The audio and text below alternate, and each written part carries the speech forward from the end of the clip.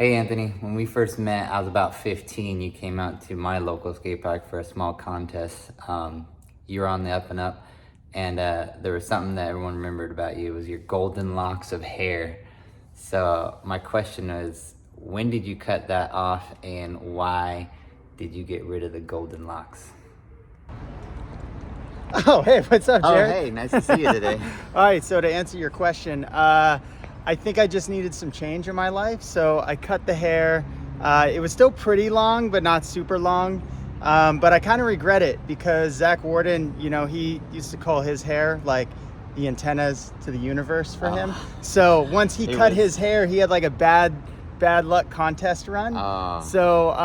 But yeah, I kind of have it now. Still got a little something going They're on. not as It's golden. maturity. Yeah, it's maturity. They're not as golden anymore. But it's here. It's long. So Yeah, I have. you haven't parted ways completely. I haven't parted ways completely. Yeah, So, but that's yeah. good to know. Long story short, I just needed a little bit of change in my life, so I switched it up, cut the locks off. Still regret it. I kind of still want to grow them back though. It was a great memory of mine, just remembering you, seeing it fly through the air. Just like, oh wow, look at that guy. Just hanging out the back. Yeah, not only were his tricks good, but Perfect. Well, there you go. cool. Hi, I'm Mike Now, Profiles TM for the MTB division. My question for Anthony is, when you come off your 20-inch onto the big bike, how does that transition work for you? Meaning when you're going from a rigid to full suspension, what do you do to prepare for your upcoming events? That's my question.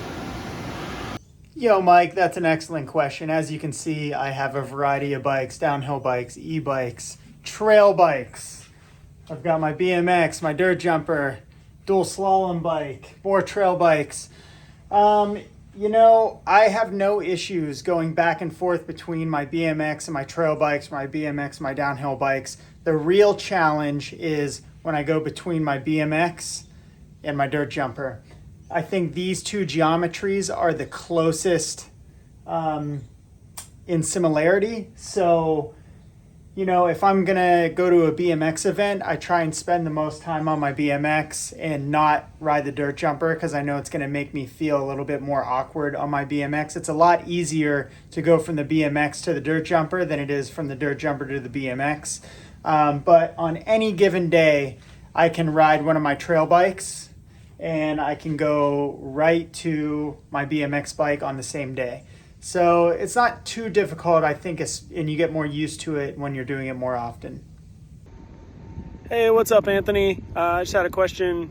You've been on the contest scene for a super long time, and I always wondered what your favorite part of a contest was and your least favorite part of a contest was.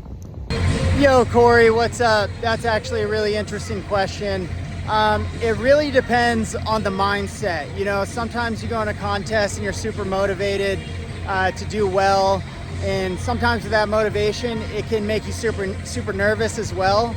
Other times, if you just go in kind of open-minded with like a good attitude of just wanting to have fun, it definitely relieves a lot of the pressure to do well. And I guess kind of with my style riding too, like I kind of have a lot of big tricks and then a lot of like styly flow tricks and combos as well. So it kind of just depends. If I have a set of jumps that are like 2 jumps in a row, then I'm gonna rely on like bigger tricks to kind of get through to the finals.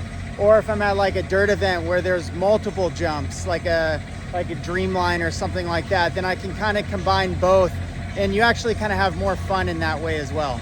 So I hope that answered your question. Thanks, Cory. Hi, Anthony. What's up? So, what kept you from winning that one X Games when you did the first double front flip no-hander?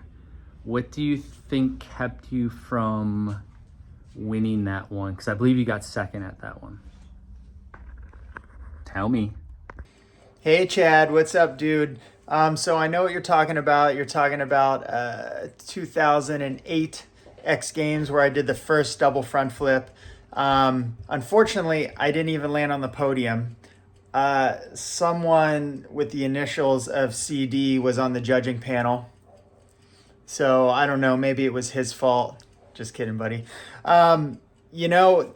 At X Games Big Air, it's a big trick on the jump and a big trick on the quarter pipe.